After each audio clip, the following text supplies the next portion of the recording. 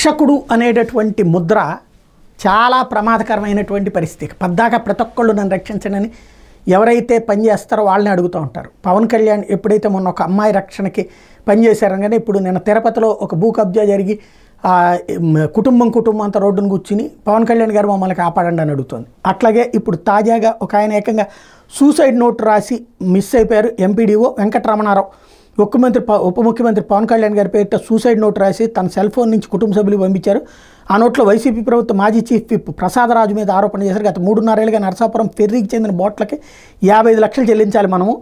ప్రసాదరాజు అండదండలతో ఆ కాంట్రాక్టర్ సొమ్ము చెల్లించకుండా బెదిరింపులకు పాల్పడుతున్నాడు. ప్రసాదరాజు ఒత్తిడి తట్టుకోలేకపోతున్నాను. దీని నుంచి బయటపడే మార్గం కనిపించడం లేదు. 33 ఏళ్ళు నిజాయితీగా పనిచేసి నేను ఇట్లాంటి పరిస్థితిలో చెప్పుకోవాల్సి వస్తుందని చెప్పి అనుకోలేదు అంటూ వాపోయారు. ఏంటంటే ఆ ఫెర్రీ దానికి డబ్బులు కట్టట్లేదు, వేరే వాళ్ళకి ఇవ్వనివ్వట్లేదు అన్నటువంటిది ఇక్కడ ప్రధానమైనటువంటి అంశం.